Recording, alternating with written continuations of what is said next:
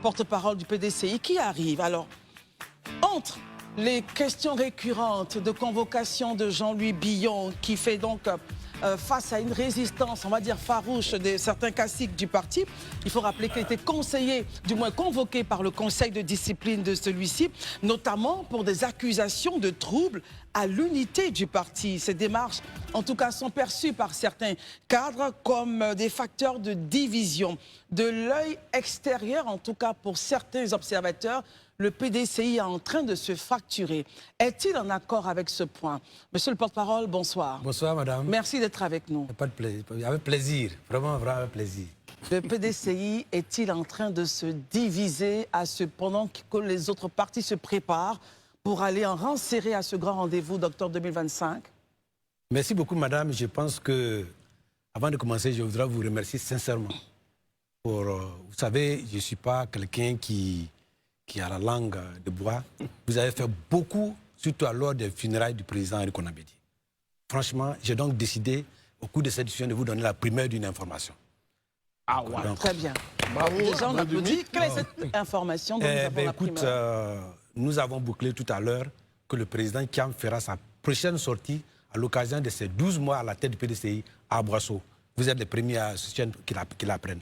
Donc je vous donne cette information. On pourra en parler si vous voulez bien. Bien sûr. Voilà. Alors, PDCI, ça va suffire. Oui, en attendant le grand rendez-vous d'Aboisseau en ce moment-là. Vous partez à Boisseau divisé, vous partez unis au vu de tout ce qui se passe? Non, nous ne partons pas à Boisseau divisés, nous ne sommes pas divisés. Voyez-vous, le PDCI est un parti, un grand parti. Un parti tout au long de sa vie qui est gouverné par la discussion, la confrontation d'idées, la compétition. Et quelquefois, ça a été un peu dur, mais on finit toujours par s'entendre. Parce que la démocratie aussi, c'est l'expression des idées et l'expression des volontés diverses. Mais au finish, il faut qu'à la fin, quand on a décidé, soit par consensus, soit par vote, tout le monde s'allie. Nous sommes donc dans une phase d'ambition. Et au PDCI RDA, les ambitions sont permises. Les ambitions sont permises. C'est la raison pour laquelle le président Houphouët-Boigny avait instauré ce qu'on appelle la journée du dialogue national. Pour permettre à tout le monde. Ce qu'on disait au président Houphouët-Boigny pendant la journée du dialogue national, on ne pensait pas qu'on pouvait le dire. Et le PDCI a gardé ça en héritage, selon plusieurs formes, selon plusieurs choses. Mais le parti le plus démocratique en Côte d'Ivoire, où on peut s'exprimer, où on peut affronter, où on peut défier, c'est le PDCI RDA. Très bien. Alors là, vous partez donc en rang serré. Vous êtes un parti démocratique, mais vous ne supportez pas, en tout cas, l'indiscipline. C'est ce que vos textes, en tout cas les communiqués donc référents à Jean-Louis Billon, affirment. On va écouter Herman Aboua sur... D'accord, ok. Monsieur Brindoumi, c'est vrai que vous êtes très optimiste aujourd'hui. On voit un discours qui est carrément un peu alambiqué par rapport à celui que vous avez tenu lors de votre point de presse. Mais en même temps, j'en viens à ma question. En tant que porte-parole du PDCI-RDA, que pensez-vous de cette sorte de fratricide, même si vous ne l'admettez pas, auquel on assiste au sein de votre parti, avec même des audios dans lesquels on entend des propos loin d'être cordiaux? Je fais référence à l'audio qui aurait largement circulé, qu'on attribuerait à M. Zarou Kofi Ahmed, membre de votre parti. Pourquoi tout le PDCI-RDA semble traquer de Jean-Louis Billon? Le PDCI-RDA a une seule voix. C'est la voix du président du parti. C'est la seule voix. Et c'est cette voix que je porte. Dans une cour, dans une maison, on se discute. Même quand on a un papa, quelquefois on se met quelque part dans le coin de la maison pour discuter. Et moi, je n'ai pas changé de position.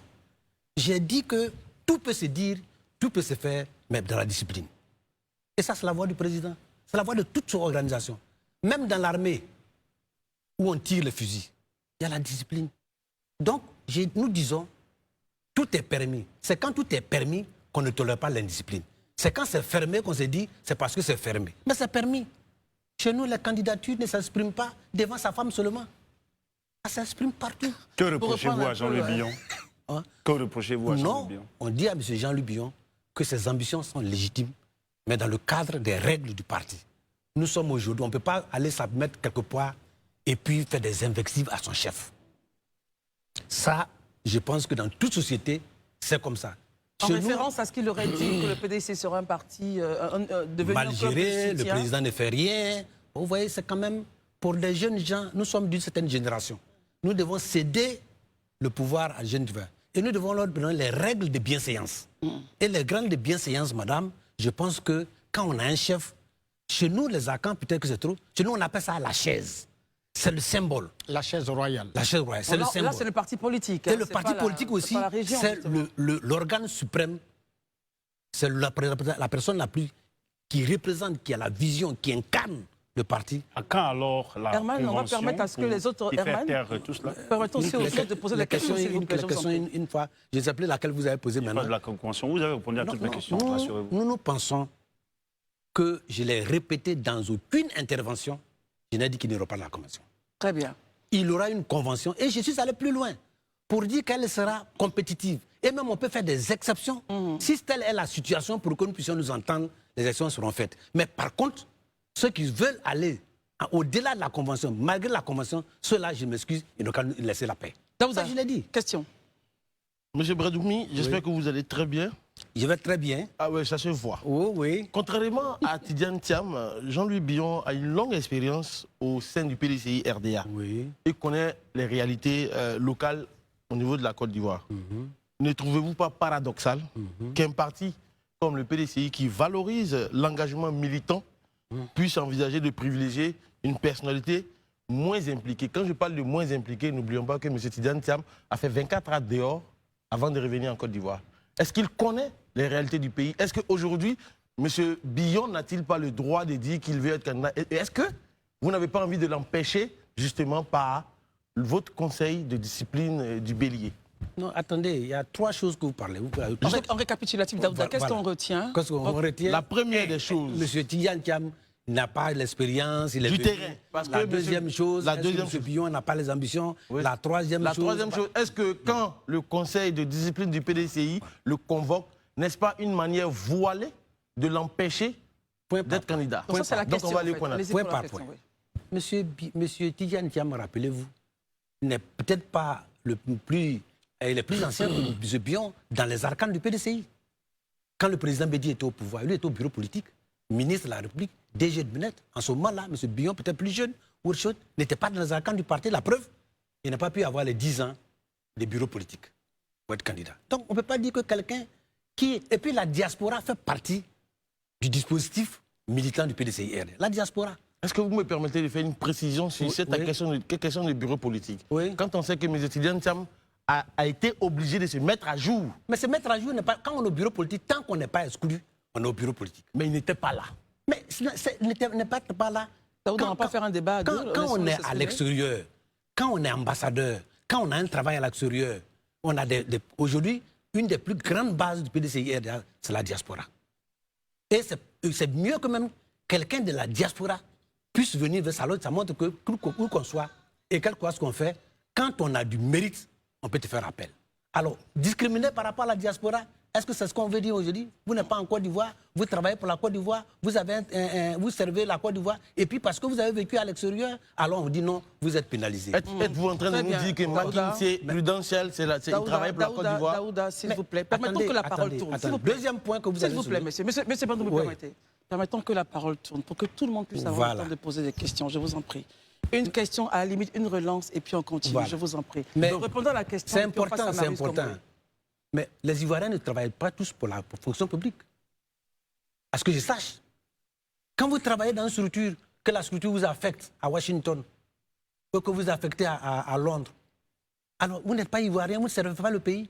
Vous donnez l'image du pays. M. Tidjane Thiam est celui qui a donné une image de la qualité de la formation du pays dans tout le monde entier. Et ça, les Ivoiriens doivent en être fiers. D'accord. Très bien. Marius, comment est la question n'a pas été répondue. La dernière question, c'était celle du conseil de discipline. Est-ce que ce n'est pas une façon de l'empêcher? Dernière question. Un conseil de discipline n'est pas forcément une sanction. Le mot commence par conseil. Le mot commence par conseil. C'est quand même de discipline. Hein? Ah oui, mais c'est ça.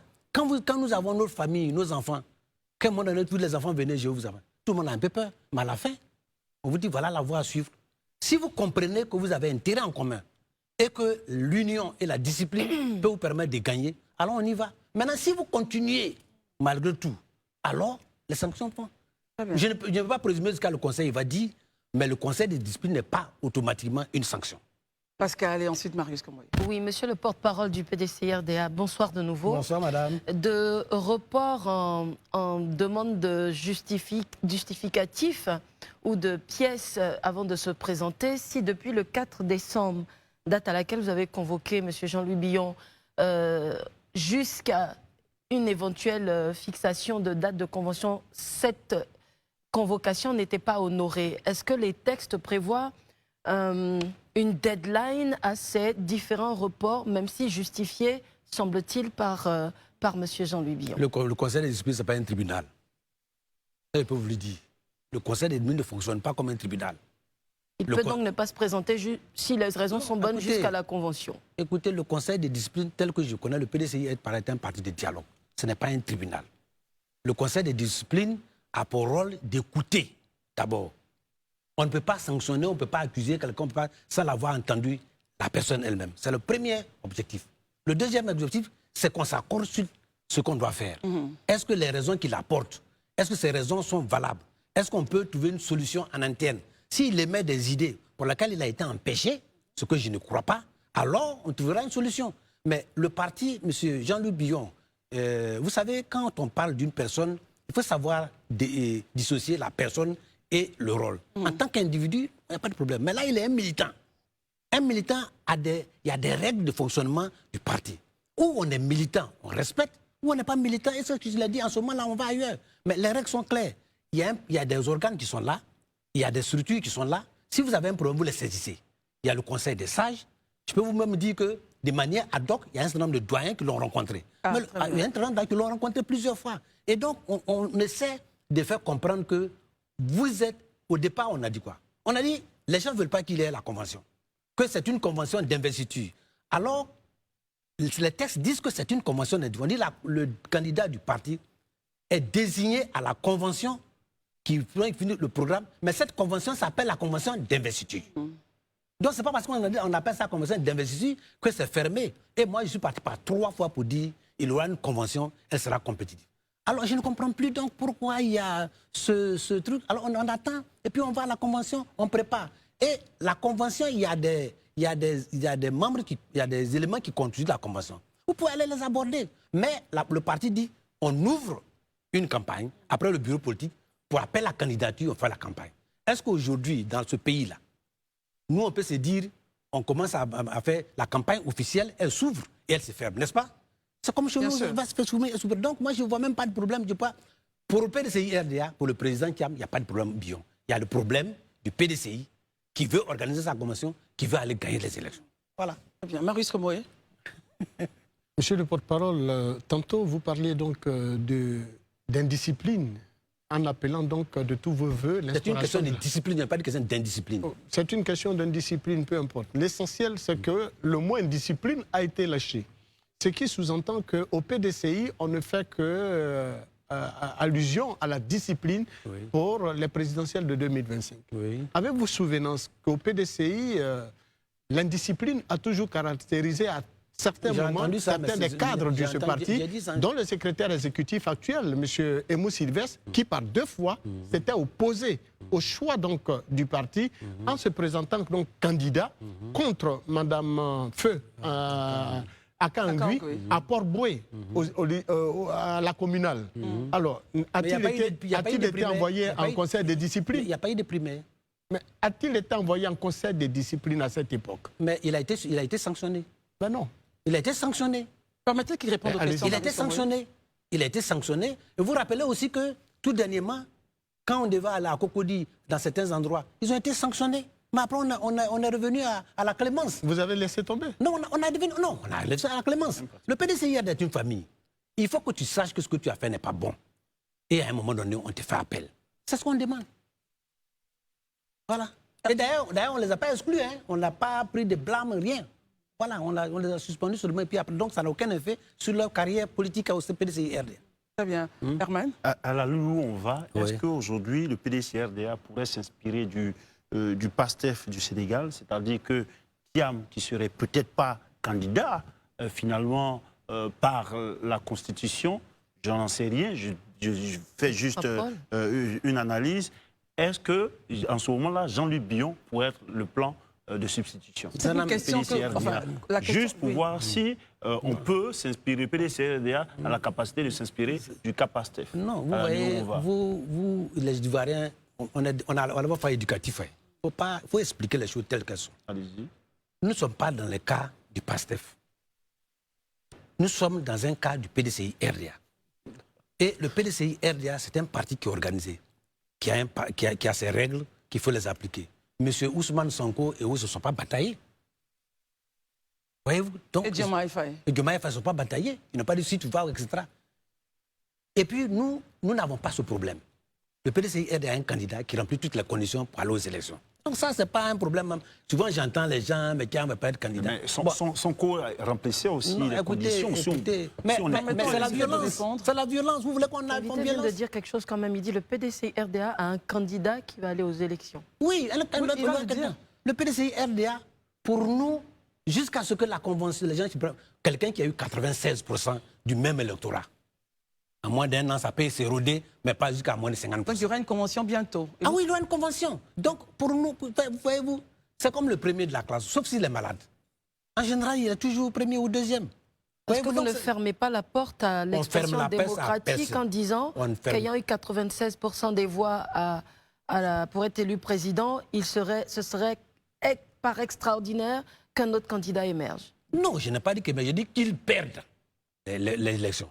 Quand je parle c'est le même électorat. Attendez. Alors, le PASTEC, j'ai bien suivi le PASTEC. D'ailleurs, personne ne s'attendait à Diomaye Faye. Personne ne s'attendait. Donc, le PASTEC, au dernier moment, le dernier moment, a décidé que comme je suis empêché, parce qu'il y a la brutalité, parce qu'on m'a mis, vous voyez comment le monsieur a été maltraité, nous ne pensons pas que ce soit une image que la Côte d'Ivoire va appliquer quand même.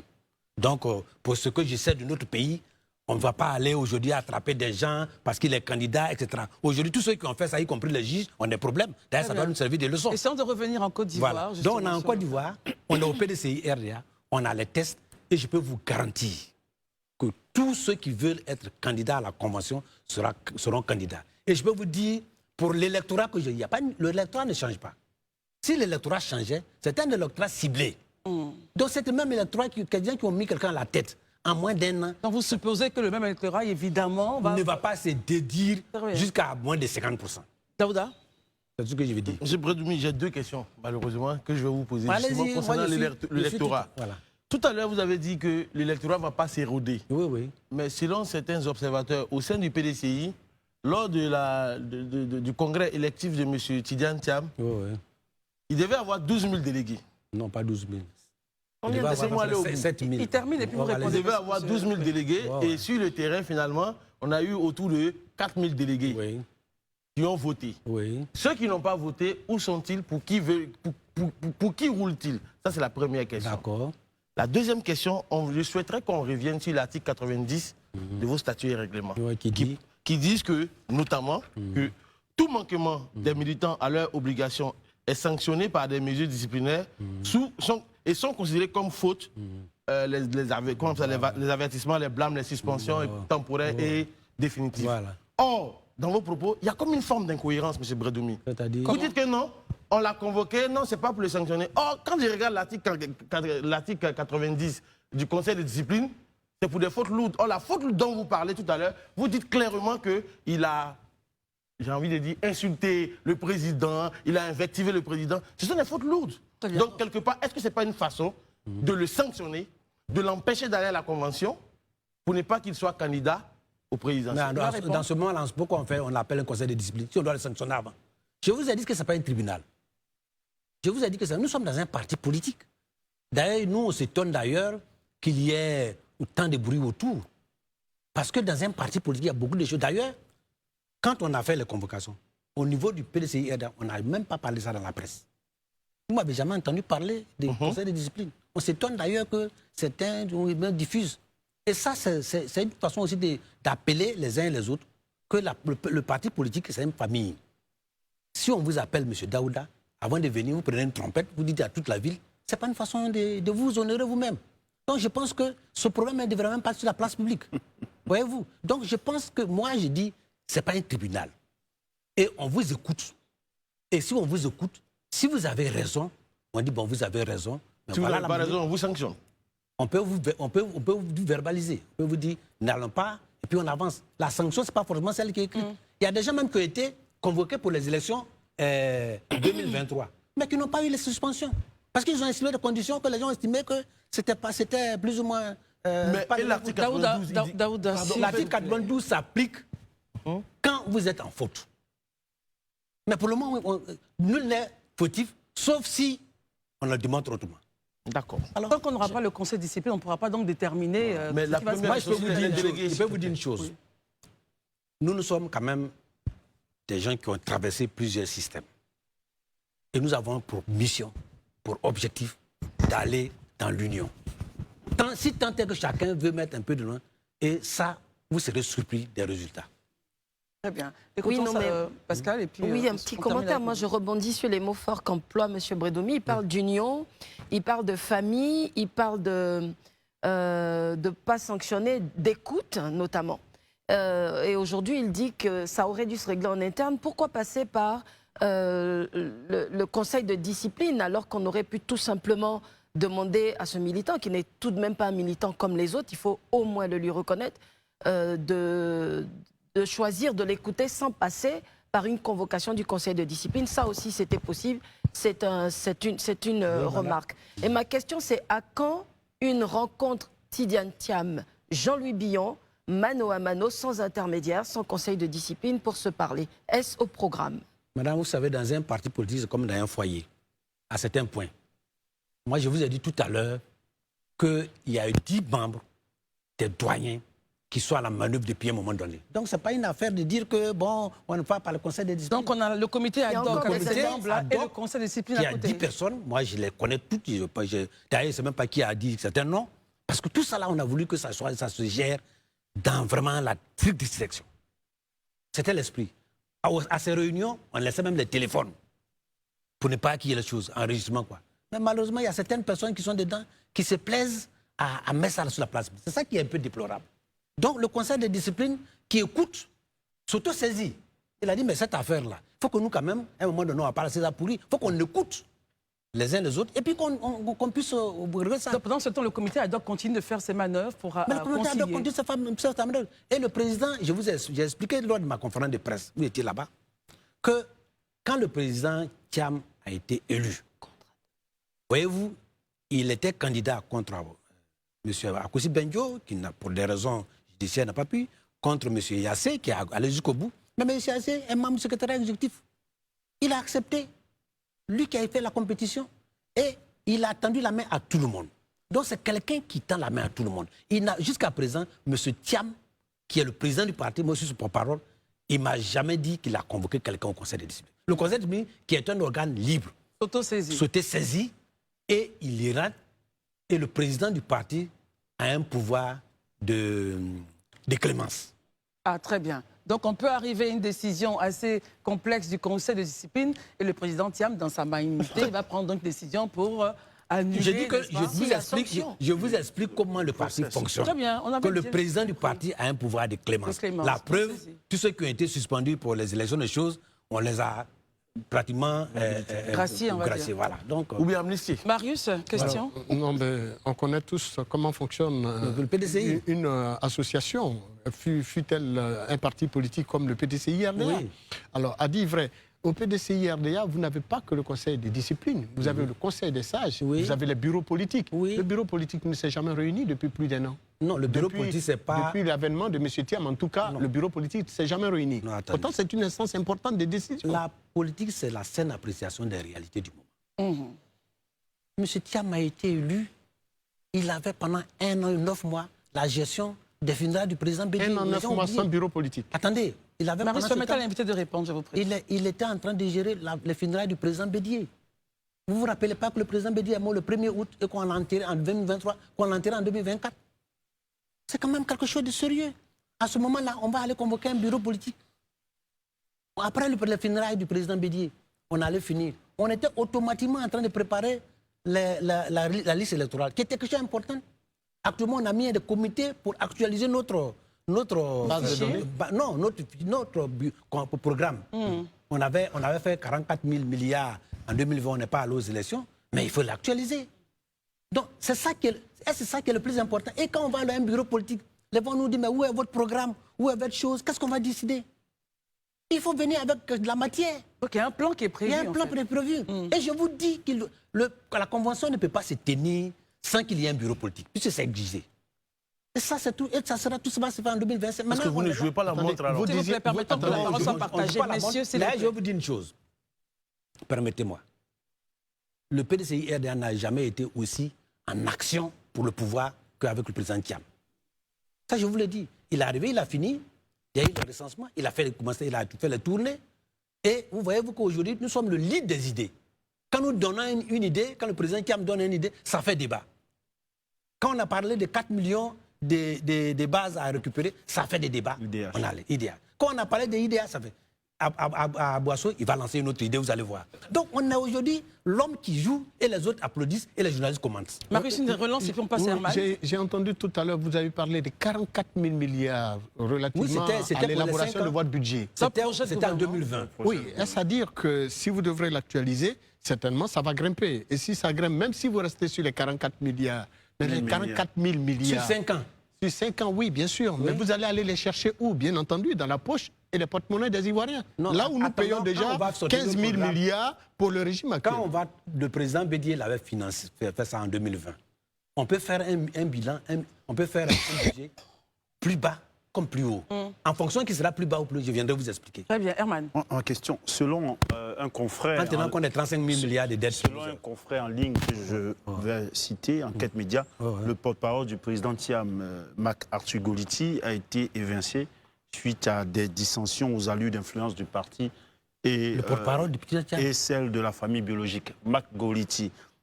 Mais dans tous les cas, on ne le voit plus auprès de lui. Il a été à un moment donné son porte-parole jusqu'à ce qu'il ne devienne président. À quel niveau porte-parole? Pour quel organe? Non, c'est pourquoi je vous pose la question pour avoir des éclaircissements.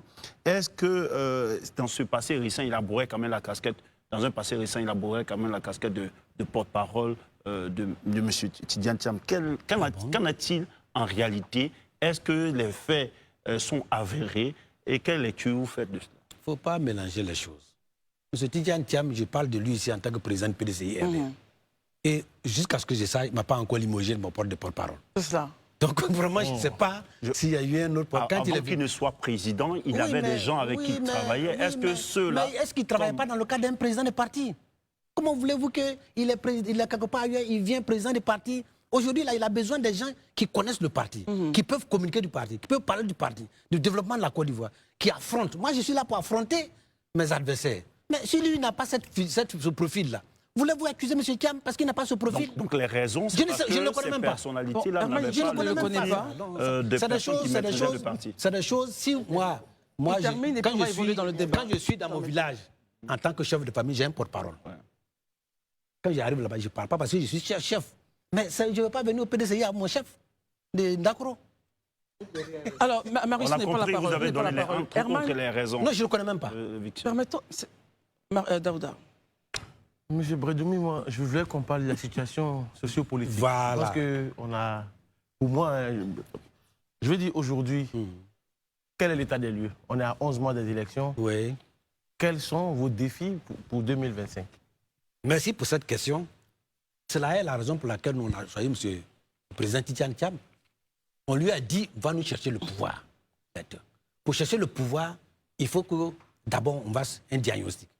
Aujourd'hui, la Côte d'Ivoire est un pays qui a des richesses, des ressources importantes. Des ressources édaphiques, c'est-à-dire au-dessus du sol. L'agriculture a un fondement mis en place par le PDCI-RDA. On ne peut pas nier ça. On a des sous-sols. Et le sous-sol qu'on exploite aujourd'hui, c'est le PDCI-RDA. Quand vous prenez la carte géologique, quand vous partez les ressources humaines, le PDCI-RDA les avait envoyés au Canada. La plupart des géologues là sont allés au Canada, financés par le PDCI-RDA, dans les perspectives de pouvoir exploiter nos sous-sols. Par le gouvernement ou par le PDCI-RDA? Par le PDCI-RDA. Parce que c'est le PDCI qui gère. Quand on parle des RHDP qui a fait ça, vous ne dites rien, mais laissez-moi dire PDCI-RDA. Donc c'est le PDCI-RDA. Donc le PDCI-RDA les a envoyés formés en prélude à cela. Ils sont tous à la retraite aujourd'hui? Non, c'est eux-mêmes qui sont plus ou moins même des gens qui ont créé des structures privées et qui coordonnent. C'est ça. Monsieur le porte-parole, vous nous dites ici sur ce plateau que toutes les recherches, du moins toutes les découvertes minière et du gaz qu'on retrouve aujourd'hui est à l'apanage donc du pouvoir PDCI quand ils étaient aux affaires sous... Les ressources pétrolières oui. et minières, ce sont des données du sol et du sous-sol. Qui ont été mises en avant sous quel Et pouvoir? rappelez-vous bien, vous êtes peut-être jeune, et je vous le concède, c'est en 1974 que le président Houphouët-Boigny, avec le ministre Guy Dibot, a dit qu'il a pris sa première coupe de champagne parce qu'on avait découvert le pétrole. C'est-à-dire qu'on avait déjà la cartographie de toute la base, on savait qu'il y avait donc du pétrole. Parce que les Blancs, le temps de Tagini, les Blancs qui avaient fait la cartographie, ils avaient dit que nous sommes sur un carton ouest-africain, puis ils ne pouvaient pas avoir de pétrole. Et le président Houphouët-Boigny a mis en place une politique pour dire impossible n'est pas ivoirien. Donc il faut le faire. La carte géologique et les recherches sismiques ont permis donc de découvrir cela. Et c'était le groupe Esochel qui a été le premier à faire. Ce n'est pas un groupe Total et autres, ce n'est pas français. C'est après qu'ils sont venus. Et aujourd'hui, tous ceux qui interviennent, qui ont des grandes structures qui font, c'est les anciens de Petrosi, les anciens de Sodemi. Et on a mis la Sodemi en place pour pouvoir le faire. Y compris Petrosi. Et puis y compris Petrosi. Donc, c'est des choses qui sont maintenant... Le président Houphouët-Boigny avait dit qu'il ne fallait pas l'exploiter. Oui. Qu'une fois qu'on dit qu'on a le pétrole, ça va créer le bordel, on a l'agriculture. Et qu'on laisse le sous-sol pour les générations à venir. C'est comme ça que ça a été fait. Donc, ce n'est pas une affaire de dire qu'on a inventé... Le pétrole est une roche liquide qui se forme à partir du tertiaire, parce qu'on appelle les jésuites les paléontologues qui ont fait ça. Donc c'est une roche liquide. Et ça peut fuir. Et c'est la formation du pétrole qui fait dégager, les hydrocarbures font dégager le gaz, le nitrogène qu'on capte pour aller faire autre chose. Donc ça, c'est des choses qui sont connues. Moi, je maintenant, aujourd'hui, nous avons observé que depuis un moment donné, nous avons une dette abyssale. Très bien. Alors, 6 000 milliards, 35 000 milliards, on va peut-être avoir 40 000 milliards. On a des ressources humaines aujourd'hui qui ne sont pas de qualité. On vient de faire le budget. Le budget, la mission, formation, recherche, enseignement, c'est près de 1 900 milliards sur 15 000 milliards. 12% du budget général. Donc, voyez-vous que le développement humain, même aujourd'hui, tout ce qu'on est en train de faire comme pétrole ou autre, quels sont ceux qui vont tirer? On n'a même pas de qualificatifs. Alors, justement, essayons de nous arrêter. Voilà. Lorsque tous ces minerais ont été découverts, c'était donc sous le président Houphouët. C'est vrai qu'on était très jeunes, mais on sait au moins qu'il était le président de tous les Ivoiriens. Ensuite, lorsqu'on parle de l'administration, c'est une continuité. Donc tous ceux qui gèrent après, évidemment, héritent des biens de la Côte d'Ivoire. Oui, je sais pourquoi je l'ai dit. Ceux qui m'écoutent savent pourquoi je l'ai dit. Ah, très bien. Mais dites-le maintenant, Daouda, vous n'avez pas la parole en fait. Maintenant, on va faire un tour de table encore pour permettre aux uns de poser des questions. Commençons par vous, Pascal. Oui. Oui, enfin, je suis contente qu'on ait abordé la question des défis de 2025. J'aimerais qu'on s'y recentre, même si je maintiens que ce soit le PDCI-RDA, le FPI ou le RHDP aujourd'hui qui découvrent des ressources, ces ressources-là sont réputées appartenir aux Ivoiriens. Et ce sont avec les moyens de l'État de Côte d'Ivoire que ces ressources-là seront mises en valeur. C'est exactement l'idée. Et justement sur la question de leur mise en valeur. Donc si vous arrivez au pouvoir en 2025, comment toutes ces richesses-là, plus les autres présentes, plus ces ressources humaines que vous allez certainement mettre en valeur, qu'est-ce que vous promettez aux Ivoiriens pour 2025 et votre exercice du pouvoir? Bon, vous verrez ça quand on va faire le premier. Je vais vous donner quelques éléments. Des grandes lignes. Des grandes lignes. Notre politique est basée sur le progrès de l'humain, de l'homme, le capital humain, la formation, la création de la richesse partagée, l'équité et l'équilibre régional. Ça veut dire quoi, l'équilibre régional? Ça dit que quand vous êtes à Téini, où vous avez des conditions de vie difficiles liées au climat et au sol. Les sols les plus pauvres sont là-bas, le plus le moins là-bas. La richesse du pays doit faire en sorte que vous ayez un minimum.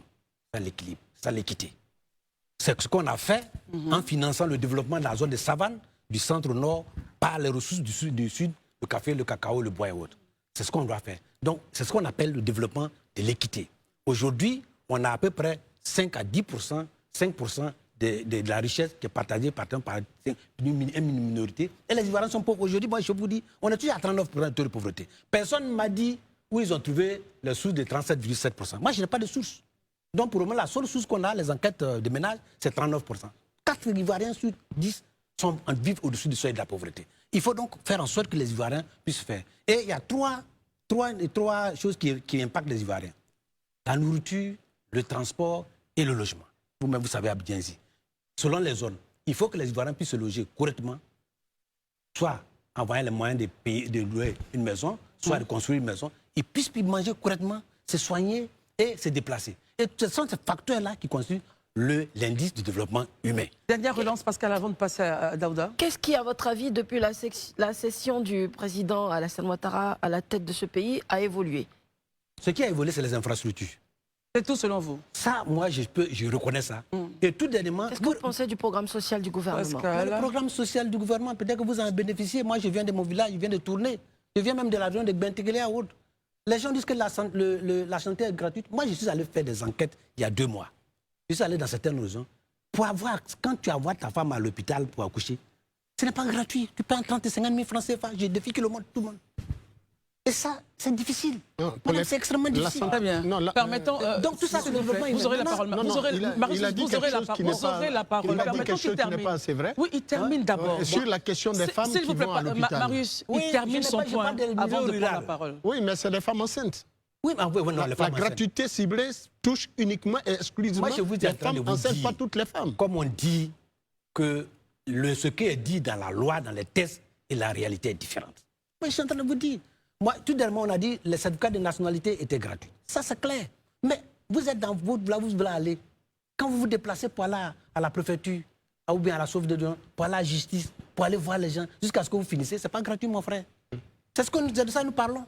Okay. Daouda Herman. Il y a la loi et puis... En tout cas, ça n'était pas sous le PDCRDA non plus. Quoi? La gratuité des... Pascal, c'est Daouda qui a la parole, je vous en prie, s'il vous plaît. Daouda. Merci beaucoup. Monsieur Bradoumi, que j'aime appeler mon cher oncle. Oui. J'ai l'impression que vous partez un peu dans tous les sens. Oui, c'est ça qui me caractérise. Bien sûr. Et même, je vais vous ramener au centre. Voilà. Allez-y. Tout à l'heure, Madame Pascal vous a posé la question, qu'est-ce qui a évolué chez Alassane Ouattara? Vous avez dit... Les infrastructures. Les infrastructures. Oui. Mais, Monsieur Bradoumi, tout à l'heure, vous avez parlé du taux de pauvreté qui, selon vous, est à 39%. Oui. Mais le gouvernement parle de 37,5%. En 2010, nous sommes à combien de taux de pauvreté? 2%. Mais moi, je ne parle pas de 2010. Bon, je vous le dis. On était à 54%. Oui. Et quand on quitte 54%, je prends vos chiffres, M. Bradoumi, nous sommes aujourd'hui à 39%. Oui. C'est comme si le taux de pauvreté, en fait, il y avait 15% de moins de pauvres aujourd'hui. Oui. Donc, M. Bradoumi, est-ce que le taux de pauvreté a-t-il évolué ou n'a-t-il pas changé? Est-ce que vous ne faites pas ici preuve de mauvaise foi? Non, je vous dis, il demeure encore élevé. Il demeure encore élevé, mais est-ce que vous savez un pays au moins reconnaître, est-ce que vous pouvez au moins reconnaître qu'il y a eu un changement? Essayons de laisser l'invité s'exprimer. Le fait de dire que le taux de pauvreté est 39%, est-ce que ce n'est pas honnête? D'accord. Ce n'est pas une question de malhonnêteté. Moi, je parle des chiffres et des faits. Et c'est pourquoi j'ai toujours pris les chiffres du gouvernement. Prenons même 37,7%. Non, prenons les 39%. Alors, non, attendez. Puisque je pense que le fait, parce que vous avez dit, je n'ai pas de sources. Moi, je suis regardé le PND qui court. Le PND, c'est 59 000 milliards. Le PND consacre 7% seulement pour le capital humain. Il consacre 1,2% pour tout ce qui est équilibre social, changement climatique. Vous pensez que ça, c'est normal? Mais, M. Brandoumi, prenons le budget de l'État. D'accord. On vient de voir, je vous ai dit, 15 000 milliards. Il n'y a que 1 900 milliards. Ça fait 12% pour l'éducation, formation et recherche. On a 0,04% pour la recherche pour un pays. Et ça me permet alors de vous poser la question suivante, parce que vous avez tendance à vous épancher sur les inéquités, les richesses qui sont inéquitablement réparties. Oui. Mais finalement, quand on arrive à cette situation, est-ce que cela ne part pas de la mauvaise gestion du PDCI depuis les temps où Foué-Boigny jusqu'à aujourd'hui, que les autres pouvoirs sont obligés de redresser? Non, je vais vous dire une chose. Après, M. Daouda parlait bien le français, mais c'est grâce au PDCI RDA. C'est-à-dire? Ah, monsieur le Président, arrêtez-nous ça, s'il vous plaît. Non, mais je suis en train de vous dire. Daouda, permettez. Je vous explique que vous avez eu une bonne formation. C'est ça qui vous permet de vous débattre ici. C'est ce qui est un manque aujourd'hui dans ce pays-là. C'est bonne formation? Vous avez, regardez bien dans le PND. Moi, je prends tous les chiffres de l'État. Hein. Le nombre d'années minimum, maximum que les gens passent pour les filles à l'école, formation et éducation, c'est 4,2 années. 4,2 années. Ça est dans le PND. Pour les garçons, c'est 6 ans. Vous pensez qu'on peut développer un pays avec des gens qui ont un niveau 4 ans, seulement 6 ans? Donc il faut mettre de l'effort. Il faut faire de l'effort pour former. Je suis quand même un peu embêté. Ça fait 15 ans. Ça fait 15 ans. Je suis embêté, mais bon, pourquoi on va me prendre la parole, c'est pas bien grave. Herman va prendre la parole. Moi, je parle que de faire. J'ai une Permettez question. Herman de poser une on va question. partir avec ça. C'est une question, mais vraiment pour que vous nous situiez sur 3 points. Oui. Mais c'est une seule question. Allez-y, aussi à votre position. Parlons de positionnement politique. Quelle est la position politique actuelle du PDC-RDA sur la question du franc CFA? Ça, c'est le premier aspect. Et que pensez-vous de la bonne gouvernance telle qu'on nous le présente actuellement en Côte d'Ivoire? Et récemment, on nous dit que le 43e BIMA va partir depuis 60 ans. Pas retrocédé. Sera retrocédé au bataillon, enfin à l'armée ivoirienne. On sait que le PDC-RDA a été le parti qui a lié avec la France tous les accords de défense. Quelle aujourd'hui lecture vous faites de cela? D'accord. Le président Foubaye nous a enseigné que les imbéciles ne changent pas. Oh là là, pourquoi une telle réponse? Non, c'est lui qui avait dit non. En fait, c'est une expression pour dire que dans la vie, on change. Ce n'est pas une façon péjorative, vous m'excusez. Il avait dit ça comme ça. Commencez par laquelle Sur les 40e. La dernière question. La 40e, vous savez, le monde évolue. Le monde évolue, on reste là-dessus parce qu'en seconde partie, vous serez là, mais le temps oblige. Nous devons partir au journal, à tout de suite. 2025. Herman, avant le journal qui était présenté par Isabelle Vauvert, vous aviez une question. Reprenez la question à l'effet qu'il puisse rapidement, je voulais répondre. juste la position du PDC-RDA sur la question du franc CFA. Est-ce qu'il souhaite, il préfère le franc CFA dans sa monture actuelle ou bien il faut qu'on le gère autrement? La question de la bonne gouvernance et le cas du 43e BIMA où le bataillon français quitte. Le PDCI-RDA respecte les institutions et tout ce qui est la sécurité. Et le PDCI-RDA ne se prononce pas là-dessus, mais nous prendrons la suite en fonction de où on la laissera. En ce qui concerne la monnaie, je pense que de plus en plus tous les pays reconnaissent qu'il faut une certaine autonomie de la monnaie, mais la monnaie individuelle a beaucoup de défauts. Il faut trouver, autant on a l'euro, pendant que les gens sont créés l'euro, autant que l'Afrique pense à avoir une monnaie commune africaine. Maintenant, en ce qui concerne la bonne gouvernance, moi je pense que nous aurons beaucoup à parler là-dessus, parce qu'aujourd'hui, on parle beaucoup des non-transparents. Le GAFI vient de nous faire passer sur la glisse grise. Cela veut dire que déjà, on est en régression. Alors moi, je voudrais revenir sur une question économique. Monsieur Bredoumis Soumaïla, vous avez dit que 44 000 milliards pour les 5 prochaines années, c'est ce que prévoyaient pour l'instant vos projections budgétaires. En 2020, le budget du président Bédié. En 2020, vous l'aviez projeté que ça peut rester tel quel. Ou ça peut diminuer. Mais vous semblez être à cheval sur les questions d'indice de développement humain, de consacrer plus de 12% de ces budgets-là aux ressources humaines ou en tout cas à tout ce qui concerne les ressources humaines dans un pays. Quels sont, dans ces 44 000 milliards que vous aviez budgétisés en 2020, le pourcentage que vous aviez attribué à l'indice de développement humain et dans quel secteur? Nous avions, à la Côte d'Ivoire, des engagements régionaux qu'il faut tenir. 15% pour la santé, 10% pour l'agriculture et il faut au moins 1% pour la recherche. Donc, c'est ce qu'il faut faire. Je peux vous dire que tout part de la recherche scientifique parce qu'un pays sans innovation n'avance pas. Nous pensons qu'on avait fait une réforme au niveau des enseignements supérieurs. On a créé une unité de formation et recherche. Il faut doter chaque UFR d'un budget lié à la recherche avec un contrat plan avec l'État pour donner des résultats. Donc, en ce moment-là, comme nous n'avons pas encore planifié, 2020 c'est déjà passé, puisque c'est vrai. Comme nous n'avons pas encore planifié, je vous dis que ce programme, je viendrai le défendre et nous allons le chiffrer. Prêt. Nous allons le chiffrer en tenant compte des ressources internes, parce qu'on ne mobilise pas suffisamment des ressources internes. Il y a trop de diversification. Au niveau du secteur minier et pétrolier, nous pensons que nous pouvons gagner beaucoup. Au niveau même de l'assiette fiscale, nous pouvons gagner beaucoup. Il y a beaucoup d'exonérations des taxes qui n'ont plus leur sens. Et puis, il faut que dans les grandes entreprises qui sont là, il faut que le contenu local que les gens puissent bénéficier pour faire venir de la richesse en interne. Est-ce que vous avez regardé, durant les 6 ans de pouvoir du président Bédié, est-ce que ce sont des choses qui étaient à l'ordre du jour? Ah oui, l'éducation était toujours à l'ordre du jour. L'agriculture était à l'ordre du jour. C'est le président qui a fait la réforme sur le secteur agricole, en créant l'ANADER, le CNRA, et puis on devait créer d'autres structures liées au financement de la recherche, au financement de l'agriculture. Donc c'était une réforme qui était en cours. Malheureusement, ça n'a pas pu aller à terme. Très bien. Est-ce que vous avez dans votre projet pensé aux questions écologiques? Ah sont oui, très importantes. Ah oui, le troisième pilier, c'est le développement durable.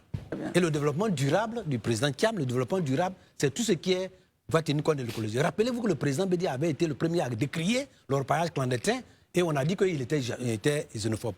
Et vous avez vu le rapport que le ministre de la Défense a dit, que le président Bédi avait dit que c'était des gens qui venaient de l'extérieur, on a dit les xénophobes. Aujourd'hui, le ministre de la Défense dit que 70% de ceux qui font l'orpaillage clandestin ne sont pas des Ivoiriens.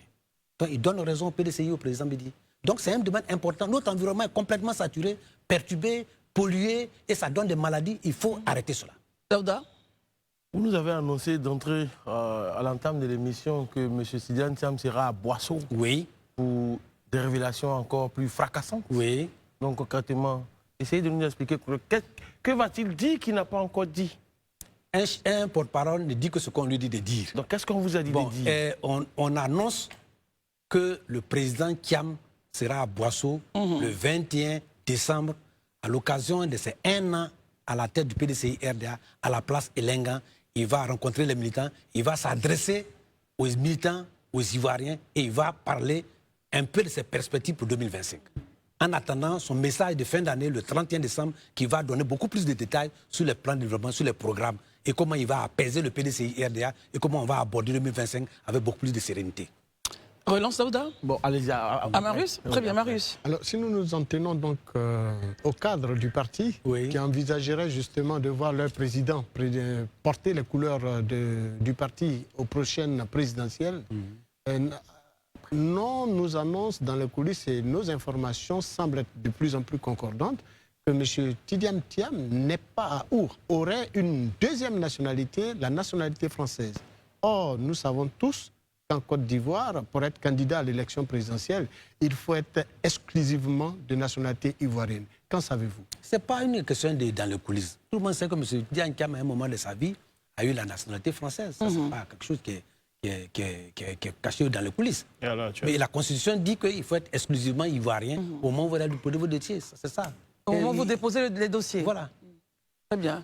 Alors, on a une question. Vous êtes exclusivement ivoirien et la procédure, ça, je pense que, rassurez-vous, on se rassure. Moi, je suis serein. Donc, il n'a aucun problème d'éligibilité. Très bien. Herman, question. Pour les observateurs de la vie politique ivoirienne, il est bon que l'opposition puisse aller en rang serré. Mais ce qu'on voit, ce n'est pas forcément en rang serré. Même au niveau du PDCI RDA, il y a des confrontations.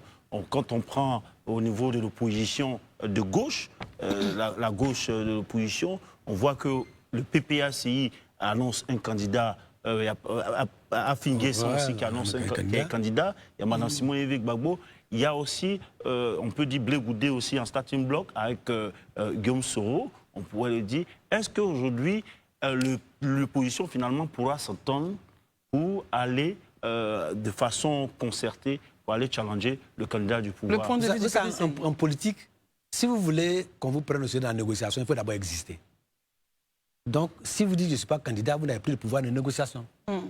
Donc, moi, je pense que normalement, vous êtes candidat, vous venez avec un monde, et puis on négocie. Mais je peux vous dire qu'au niveau de l'Assemblée nationale, déjà, les partis sont représentés, l'opposition se concerte. Nous, dans tous les votes de loi, nous concertons le PPACI, le FPI, etc., pour nous accorder sur le budget. On s'est accordé pratiquement, sans que nous ayons besoin de jouer, parce qu'on a les mêmes visions de sortir la Côte d'Ivoire, d'avoir le changement. Donc, à ce niveau-là, moi, les chefs se rencontrent. Contrairement à ce que les gens disent, nous qui sommes dans le secret de Dieu, nous savons que les chefs se rencontrent. Maintenant, il y a deux stratégies. Les chefs des différents partis d'opposition. Il y a deux stratégies. La première stratégie, c'est de trouver un candidat unique pour aller. La deuxième, c'est de dire, on trouve des candidats majoritaires et puis on va au deuxième tour. Donc ça va être l'objet de peaufinement avec les leaders des partis politiques. Très bien, une relance d'Aouda, d'Herman et on se dit que depuis septembre, le président Thiam et le président Laurent Gbagbo, il n'y a pas forcément une bonne ambiance. Est-ce vrai? Vous confirmez cela ou bien vous affirmez cela? Non. Vous savez, nous les politiciens, on vous regarde parler parce que ça nous donne de l'importance. Et on ne veut pas qu'on nous laisse dormir comme ça. Et donc je pense que la réalité des faits, qu'est-ce qu'on n'a pas dit de ce pays-là? Que non, moi je pensais au niveau du président Thiam, il était avec le président Ouattara et qu'il va venir jouer le cadre de gouvernement. Mais aujourd'hui, les relations sont plus tendues avec le président Thiam, avec le RADP qu'avec le président Bédié. Moi je peux vous le dire. Parce que le président Thiam... Les relations sont tendues entre le PDCI, le président PDCI Thiam et le RHDP, actuellement, qui n'était avec le président Bédié. Après l'épisode de 2018. Parce que moi, je suis quand même proche du président Bédié. Le président Bédié n'est pas quelqu'un qui est assez invectif, qui a assez choses. Il a toujours voulu arrondir les choses. Or, nous, maintenant, là, M. Thiam, il est là. C'est nous qui sommes maintenant les doyens. Le président Bédié était le doyen, nous, on est les doyens. Et c'est nous qui... C'est vous qui le guidez. On ne le guide pas, mais on est quand même ses conseillers. D'accord, très bien. Donc, entre Daouda, le président Thiam et Laurent Gbagbo, Il n'y a pas de problème. très bien, Daouda. Les chefs se parlent, vous avez dit. Oui. Et c'est nous, les simples d'esprit, qui pensons que... Il n'a pas dit simple d'esprit. Non, c'est moi qui le dis ça. Il n'a comme pas ça. dit. Non, c'est moi qui le dis. Ouais. Nous, les simples d'esprit, qui pensons que tout ne va pas bien entre eux. Mais pour M. Breddoumi, qui est un dinosaure, un baobab, j'ai envie de même dire une bibliothèque, l'une des bibliothèques du PDCI RDA, quand on se rappelle que de 2000 jusqu'en 2010, il a fallu pratiquement 10 ans entre le PDCI et le RDA, le MFA et l'UDPCI pour former ce qu'on appelle le RHDP, à 11 mois d'une élection, où un président dit qu'il ne sait pas mettre des serpents dans son pantalon, il ne sait pas sauter comme un cabri. Donc finalement, est-ce que vous pensez sérieusement que ce que vous dites, est-ce que vous-même vous y croyez, M. Breddoumi? D'ailleurs, ce n'est pas 2010, c'est depuis 2005 que le RHDP a été passé. Merci pour la précision. De 2005. Mais le RHDP, l'idée du RHDP et l'idée du RHDP actuel, c'est ça qui a fait la rupture en 2018. Donc cette idée-là, elle n'est plus, elle a proscrit. Non, la question n'est pas... Moi, ma question n'est pas là. Ma question, c'est là. Je suis en train de vous dire qu'il y a deux options. La première option, c'est qu'on s'accorde pour avoir un candidat. On n'est pas obligé d'avoir une fusion. Au niveau de l'opposition. Au niveau de l'opposition. La deuxième chose, c'est qu'on s'accorde pour aller aux élections et puis on trouve des accords, des désistements ou bien d'appui. C'est ça qui est le problème. Très bien. Dernière relance, Daouda. Une petite relance avant de passer la parole à Marius. Concrètement, avec les propos que M. Tidjane Thiam tient vis-à-vis des autres opposants, est-ce que vous pensez que ce soit l'option 1 ou l'option 2, quelqu'un le suivrait au cas où c'est lui qui non, est... M. Tidjane Thiam pose un problème de valeur, pas un problème de population. Donc si les autres n'ont pas de valeur, pourquoi devrait-il le suivre? À la violence, est-ce qu'il y a un seul parti politique qui peut dire que moi, c'est la violence? Mais pourquoi l'a-t-il dit alors? Mais c'est pour dire aux gens que nous devons faire la politique autrement. On a connu trop de violence dans ce pays. Vrai ou faux? On a vu des morts. Faisons la politique autrement. Moi, je ne suis pas pour la violence. Donc il y a un parti qui est pour la violence? Non, c'était des leçons à donner.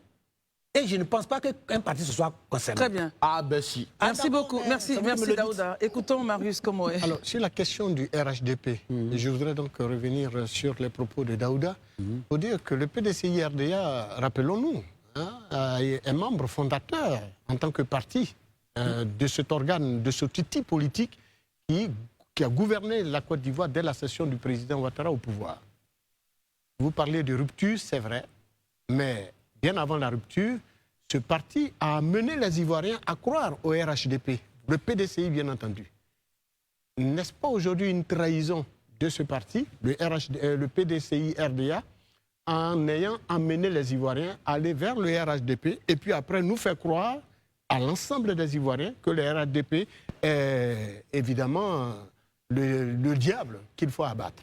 Non, d'abord, ce n'est pas un parti que nous avons. Nous avons fait une alliance qui devait s'accorder avec l'ensemble des partis politiques. D'ailleurs, quand je vois le drapeau du PDCI dedans, ça me cœur. Donc, est-ce que vous avez fait une démarche justement on a fait des démarches pour retirer votre logo? Vous savez, selon que vous soyez puissant ou misérable, le jugement de coup vous rendra blanc ou noir, a dit La Fontaine. À un moment donné... Mais votre logo, votre téléphone, il est noir, M. Daouda, est-ce que vous avez la parole? Non, je pense Notre logo n'est pas noir. C'est du vert blanc. C'est du vert blanc. C'est ce logo qui est là. J'ai vu des gens. Nous avons une carte de vote dans l'éléphant noir. C'est différent. Ce n'est pas la carte de vote du RDA qui est dans la case là-bas. Regardez bien. Donc, ça des choses. Vous avez fait donc des démarches. On a fait des démarches pour retirer votre logo. Et qu'est-ce qui a été, qu'est-ce qui arrive en réponse? Ils disent qu'ils ne veulent pas. Et nous allons faire en ça une des conditionnalités, d'ailleurs, pour que la CEI contienne que si on veut envoyer une carte, un logo, où il y a le PDCI derrière, nous allons déposer plainte à la CEI, à la Cour constitutionnelle. Ils vous ont dit formellement qu'ils refusaient d'enlever votre logo. Donc, ça, de toute façon, c'est des choses, nous allons parler de ça autant que vous me le voulez. Mais pourquoi ils ne veulent pas l'enlever? Parce qu'ils veulent utiliser ça pour tricher les électeurs, comme l'a dit M. Marie. Marie, je reviens à votre question pour dire... C'est une accusation. Oui, nous n'avons pas... assez grave, monsieur. C'est pas assez grave, nous leur avons dit. Moi, ce que j'ai dit là, on leur a déjà dit. Pourquoi? Quel est l'objet de garder notre logo si ce n'est pas pour tromper nos militaires? Mais dès lors que vous avez des cadres et non des moindres qui sont encore avec Oui, mais ils ne sont pas PDCI. Le PDCI est incarné par un parti qui est là, qui n'est pas dissous. Donc, pour venir, ce n'est pas une trahison avec la population. Nous avons mis ensemble une vision commune. De nous associer. L'association que nous avons voulu, ce n'est pas une fusion. C'est une alliance. À partir du moment où on fait une fusion, on a dit non à la fusion. Et on l'a expliqué clairement. Ils nous ont traduit en justice. On est allé plusieurs fois, on a gagné. Et vous savez, nous sommes toujours à l'objet d'attaques en fusion. Là, le 16 décembre 2023, les gens oublient qu'on était en plein problème de justice. On n'a même pas pu organiser notre congrès extraordinaire. On est venu. Et nous sommes prudents là-dessus. Donc, nous n'avons trahi personne. La trahison, le président Bédié, au cours d'une interview, m'a dit qu'il a été déçu de cette alliance parce que les engagements qu'ils ont pris, les engagements n'ont pas été respectés. Quels étaient ces engagements? Qu'est-ce que vous répondez à ceux qui ont dit qu'ils n'ont pas été écrits, ces engagements? Oui, c'est vrai que ça n'a pas été écrit. C'est vrai que ça n'a pas été écrit. C'est ça la confiance. Vous savez, le président Bédié, il est d'une certaine génération. Mais comment les Ivoiriens, justement, arrivent à faire la différence, justement? C'était quoi, ces engagements? Puisque ce n'a pas été écrit et vous dites des choses, alors les Ivoiriens se situent à quel niveau? Le président Bédié l'a exprimé en son temps, de son vivant. Il a dit qu'ils ont fait les accords devant témoins. Il n'a pas dit que c'est écrit. Malheureusement, lui, il est mort et il nous a dit, à partir du moment où ces engagements n'ont pas été tenus, on se retire. On s'est retiré. Donc, quand on se retire, on enlève notre logo et puis les gens font leur chemin. C'est tout. Il n'y a pas de... C'est-à-dire quand vous vous séparez, même dans un mariage, quand vous séparez, que chaque fois vous êtes en train de parler de votre ex, c'est comme si vous avez quelque chose qui vous amène là-bas. Nous, on n'a plus de problème d'ex. Nous sommes en train de partir, nous, on veut prendre le pouvoir. Ils n'ont qu'à nous laisser tranquilles. Donc, vous voyez, c'est notre problème. Monsieur Brendoumi, tout récemment, Pascal ensuite. À Yopougon, Monsieur Jean-Louis Billon a été justement invité par les populations d'Andokwa au fin donc de les entretenir sur la vie du parti. C'était à Andokwa, Yopougon. C'était donc des militants du PDCI qui l'avaient invité. Et tout dernièrement, il a accordé une interview à un confrère de La Place, une interview qui sera certainement diffusée très bientôt. Nous apprenons dans les coulisses que le PDCI veut également aller faire un autre meeting à Andokwa Yopougon et également demande à passer sur la même chaîne de télévision où M. Jean-Louis Billon est passé pour son interview. N'est-ce pas Jean-Louis Billon qui fait fonctionner ou bouger le PDCI? Oui, c'est Jean-Louis Billon qui m'avait invité ici. Non, moi je suis... Tous les jours que Dieu fait, j'ai une demande d'interview. Et je cherche ça en fonction de pas.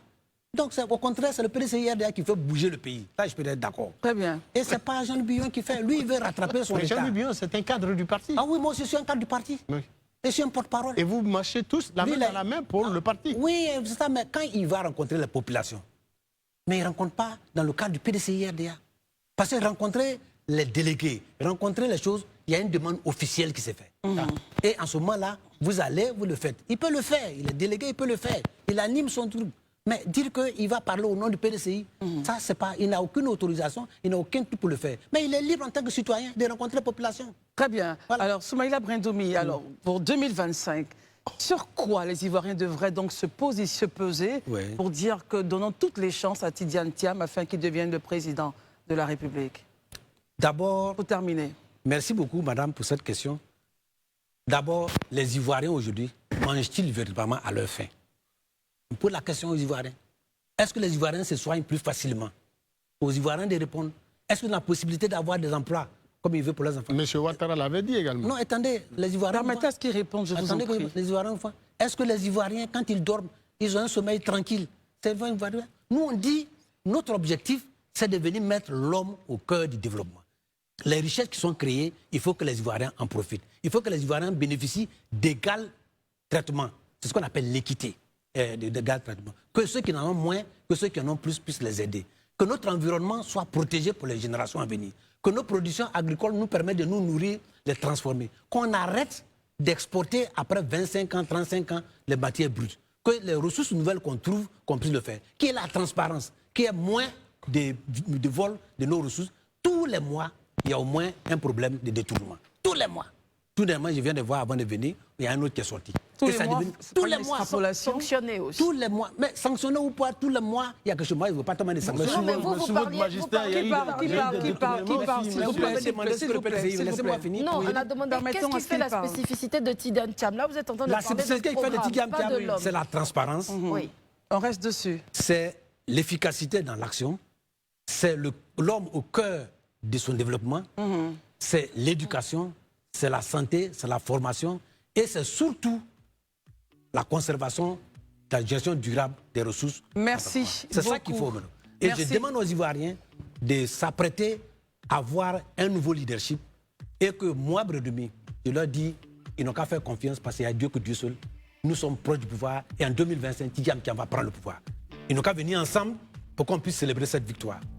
Très bien. Alors, on rappelle, M. Soumaïla Brindoumi, que le président Tidiane Thiam sera À Boisseau, le samedi prochain 21 à la place Elenga, pour rencontrer les militants et s'adresser aussi à la population ivoirienne à l'occasion de sa première année à la tête où il fera le bilan et lancera les perspectives. En Et attendant pour son ceux message. qui avaient peur qu'il ne soit pas candidat à cause d'une nationalité qu'il aurait donc eue auparavant, vous rassurez pour terminer Il n'y a aucune- qu'il n'a aucun problème, il est candidat pour cette élection. Ce que les Ivoiriens doivent retenir, c'est que Tidiane Thiam sera président. Pour être président, cela dit qu'il est candidat.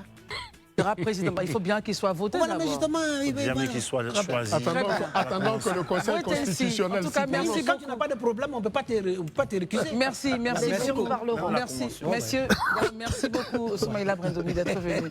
Pascal, merci beaucoup. Merci beaucoup, Christelle. Permettez-moi de remercier, déjà de m'incliner sur la mémoire de Monsieur Lucien Kassi-Kouadio, Ah oui. qui est Oui. notre éminent footballeur éléphant vainqueur en 92. C'est ça. C'est bien ça, Donc, le feu Lucien Kassi-Kouadio nous a quittés il y a quelques jours. J'aimerais présenter mes condoléances à toute sa famille et remercier son Excellence, Monsieur l'ambassadeur de Côte d'Ivoire en France, son consul général et tous ses collaborateurs qui ont facilité Le retour de la l'administration pour la transfert famille. de la Merci. Merci Nous beaucoup. pensons aussi à Pascal. Kona Aboulaye, qui a été aussi président du Denguele, qui est un Grand dirigeant, un de grand football dirigeant. en Côte Et donc, puisqu'on parle de sport, et lui aussi, c'est Merci en tout cas, vous merci. faites bien de mentionner ces points-là. Voilà. Merci Pascal, merci monsieur le porte-parole. Herman, merci infiniment. J'allais dire Pascal. Marius, Daouda, merci. On se retrouve donc demain pour une Sur autre Live TV émission. hier, nous avons eu le porte-parole du PDCI, Bredumi Soumaïla, qui a répondu à plusieurs questions. Oui, et cette vidéo est sortie juste après le passage de Jean-Luc Billon sur la NCI. Mais Jean-Luc Billon, son passage était trop magnifique, nous l'avons aimé. Maintenant, nous savons que, voyez-vous, quand vous êtes dans l'opposition, on veut que vous soyez unanime avec tout le monde. Mais Tidiane Thiam n'est pas un opposant. Non, il n'est pas un opposant. Tidiane Thiam, je le répète, n'est pas un opposant. C'est celui-là même qui a rencontré Alassane Ouattara. Et il a dit qu'ils ont une même vision de la paix. Ça veut dire que il a la même vision de la paix avec celui qui est au pouvoir. Et dès l'instant où vous avez la même vision avec ceux qui gouvernent, bah vous êtes un peu différent d'eux. Si on veut donc changer quelqu'un, ce n'est pas vous qu'on va mettre à la place. Parce que vous avez déjà une même vision. Vous allez donc nous servir la même chose. C'est très dangereux. Si Jean Thiam dit qu'il a la même vision de la paix avec Alassane Ouattara, c'est très dangereux. C'est très délicat. Car la vision de la paix d'Alassane Ouattara, c'est d'emprisonner les gens. À tort ou à raison. C'est de tuer des gens. À tort ou à raison. D'ailleurs, que même quand on a raison, ça ne donne pas le droit de tuer les gens. Ouattara, lui, il les tue quand même. C'est de bâillonner le peuple. Faire tout ce qu'on veut. Empêcher les revendications et les mobilisations du peuple qui veut juste s'exprimer. C'est arrêter ceux qui pleurent qu'ils ont faim. La liberté d'expression disparaît. C'est faire croire qu'on a la paix et pourtant on a un semblant de paix. Quels sont les moyens qu'Alassane Ouattara utilise aujourd'hui pour donner à la Côte d'Ivoire le semblant de la paix qu'il y a là-bas aujourd'hui? Est-ce qu'on peut s'en servir pour dire qu'on a la même vision de paix que ce monsieur-là et penser que les Ivoiriens peuvent accepter cela? Parce que Ouattara n'a aucune vision positive de la paix. Pour que la Côte d'Ivoire vive dans cette paix qu'elle a aujourd'hui, c'est-à-dire cette paix fictive, il faut que beaucoup de personnes meurent, vont en prison, soient bâillonnées. Combien de leaders d'opinion aujourd'hui sont en prison? Combien d'hommes sont en prison aujourd'hui tout simplement parce qu'ils ont dit qu'ils avaient envie de manger? Combien d'hommes aujourd'hui sont en prison parce qu'ils ont manifesté leur mécontentement vis-à-vis du gouvernement? C'est ce qu'on appelle la paix? Ou alors, Alassane Ouattara n'est-il pas celui qui a déclaré la guerre au Niger? N'est-il pas celui qui a envoyé 50 soldats au Mali?